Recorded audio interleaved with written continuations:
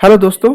जो नई income tax department की पोर्टल है वहाँ पे अगर आप रिफंड के लिए फाइल कर रहे हो तो आपको कुछ टिप्स फॉलो करने होंगे। ये टिप्स फॉलो करने से रिफंड जो है वो कंपैरेटिवली जल्दी आ जाएंगे। और ये सारे टिप्स फॉलो करने के बाद भी अगर आपका रिफंड नहीं आ रहा है तो तब आप क्या करेंगे उसके बारे में भी आज मैं आपको सलाह दूंगा। तो चलिए वीडियो को स्टार्ट करते हैं। सबसे पहले टिप्स नंबर 1। आप जब रिटर्न फाइल कर रहे हैं तब आपके पास दो ऑप्शन है वेरिफिकेशन करने के लिए। एक है ई वेरिफिकेशन और दूसरा है मैनुअल वेरिफिकेशन। ई वेरिफिकेशन में आप आधार ओटीपी या pre validated bank account number से अपना रिटर्न को ई वेरीफाई कर सकते हैं।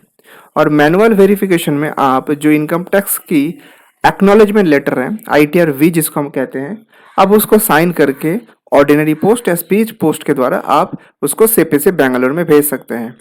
पर हम रेकमेंड करते हैं कि आप हमेशा अपने रिटर्न को ई वेरीफाई कीजिए, इससे रिफंड प्रोसेस जल्दी होता है।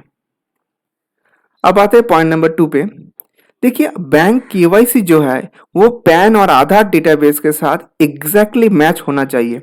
मैं आपका भी एक एग्जांपल देना चाहता हूँ ताकि आपको ये चीज को क्लियरली समझ में आ जाए। देखिए, जो मैरिड लेडी है उनका शादी से पहले जो सरनेम रहता है उसी सरनेम से पैन कार्ड रहता है, आधार कार्ड भी रहता है और बैंक का जो सेविंग्स अकाउंट खाता है उसमें भी सेम नाम ही रहता है। अब देखिए, जैसे शादी हो जाता है तो शादी हो जाने के बाद जो मैरिज सर्टिफिकेट है उससे हम लोग पैन कार्ड चेंज कर लेते हैं और उससे आधार कार्ड भी हम लोग चेंज कर लेते हैं। पर प्रॉब्लम ये आ जाता है कि आपका जैसे पैन कार्ड चेंज हो रहा है तो सीबीडीटी का डेटाबेस में जो आपका नया सरनेम है वो अपडेट हो रहा है, पर बैंक का खाते में आपका पुराना जो सरनेम है वो अभी तक परसिस्ट कर रहा है। तो जैसे इनकम टैक्स डिपार्टमेंट वहां से रिफंड छोड़ रहे हैं तो दोनों में सरनेम मिसमैच की वजह से बहुत सारी केस में रिफंड जो है वो बाउंस बैक कर जाते हैं। तो इसलिए आपको इस चीज को भी ध्यान देना है कि अगर आपका पैन या आधार डेटाबेस में कोई भी इंफॉर्मेशन, नेम हो सकता है, फादर्स नेम हो सकता है, सरनेम हो सकता है या डेट ऑफ बर्थ हो सकता है, मोबाइल नंबर, कुछ भी अगर चेंज हो जाए तो वो उस चीज को आप प्रॉपरली बैंक केवाईसी अपडेशन के द्वारा अपडेट कर लीजिए ताकि आपका पैन, आधार और बैंक केवाईसी में same to same ditto same information persist करे, तभी जाके आपका रिफंड जो है वो जल्दी मिल जाएगा। अब आ जाता है थर्ड पॉइंट में। देखिए, रिफंड के लिए हम लोग बैंक अकाउंट को चूज करते हैं। तो जिसका एक से ज्यादा अकाउंट है वो प्रेफरेंस सेट कर सकते हैं कि कौन सा बैंक को प्रिविलेज देना चाहते हैं रिफंड के लिए। अब ये देखने को आया है कि बहुत सारे केस में एसएससी जो है, खास करके जो बिजनेसमैन है, वो अपना करंट अकाउंट, लोन अकाउंट या CC account, term loan account, उसका भी डिटेल इनकम टैक्स में शो कर देते हैं और उसको गलती से प्रायोरिटी बैंक या प्रिविलेज बैंक में सेट कर देते हैं। तो जैसे रिफंड आने वाला होता है तो वहां पे भी नेम मिसमैच हो जाता है। मैं एक एग्जांपल देना चाहता हूँ, चीज एकदम क्लियर हो जाएगा। मान लीजिए एक एसएससी है जिसका नाम है मुकेश शर्मा, पर उनका जो करंट अकाउंट है उसका नाम है शर्मा एंटरप्राइज। अब देखिए, जब वो इनकम टैक्स रिटर्न फाइल कर रहे हैं तो वहां पे प्रिविलेज बैंक अकाउंट या प्रेफरेंस बैंक अकाउंट में करंट अकाउंट को दे रहे हैं, पर करंट अकाउंट में जो नेम है और उनका जो नेम है, मतलब एसएससी का नेम और डेस्टिनेशन बैंक नेम, दोनों मिसमैच कर जा रहे हैं। तो इस वजह से भी रिफंड बहुत सारे केस में अटक जाते हैं। बहुत सारे केस में हम लोग ये भी देखे हैं कि जो रिटायर्ड आदमी है, जो बुजुर्ग है, वो कभी कभी पीपीएफ अकाउंट का डिटेल भी प्रेफरेंस बैंक में दे देते हैं।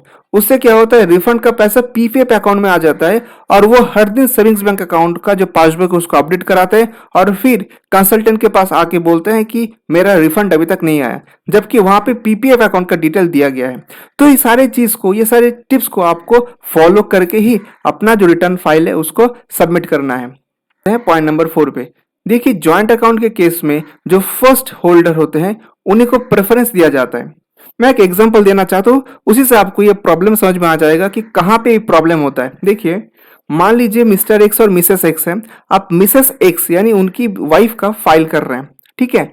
अभी जो बैंक अकाउंट का डिटेल्स आप दे रहे हैं रिफंड के लिए वो एक ज्वाइंट बैंक अकाउंट है और वहां पे फर्स्ट होल्डर जो है वो है उनका हस्बैंड। तो वहां से जैसे रिफंड इशू हो रहा है तो प्रेफरेंस होल्डर का नाम और जो एसएससी का नाम है दोनों में मिसमैच हो रहा है। तो इस वजह से भी रिफंड जो है कई कई बार अटक जाता है, ये रिफंड बाउंस बैक कर जाते हैं। देखिए, इनकम टैक्स लॉ में बहुत सारी चीज है, जो चीज को हम लोग फॉलो करते हैं जब हम लोग रिटर्न फाइल करते हैं, पर बहुत सारा प्रैक्टिकल एक्सपोजर रहता है जो कभी भी लॉ के परवी में नहीं आते। वो खास करके इंफॉर्मेशन टेक्नोलॉजी एक्ट के परवी में आ जाते हैं। जैसे बहुत सारे टेक्निकल इश्यूज जो है वो इनकम टैक्स एक्ट में कवर नहीं है, वो सिर्फ उन्हीं को मालूम है जो income tax return professionally file करते हैं। इसलिए मेरा आप सभी से रिक्वेस्ट है कि जब आप रिटर्न फाइल करेंगे, खुद से करें या किसी कंसल्टेंट से कराए, तो ये सारा जो टिप्स है इसको फॉलो करके ही रिटर्न फाइल कराए। इससे आपका रिफंड का जो प्रोसेस है वो प्रोसेस जल्दी हो जाएगा। और ये सारा काम करने के बाद भी अगर रिफंड नहीं आ रहा है तो आप 2 या 3 काम कर सकते हैं।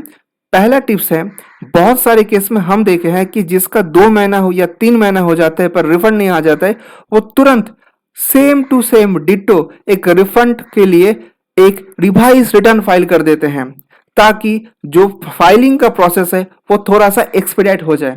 हालांकि ये एक फुल प्रूफ प्रोसेस नहीं है, पर हम लोग बहुत बार ऐसे देखे हैं कि रिवीजन फाइल करने से रिफंड जो है वो जल्दी आ जाता है।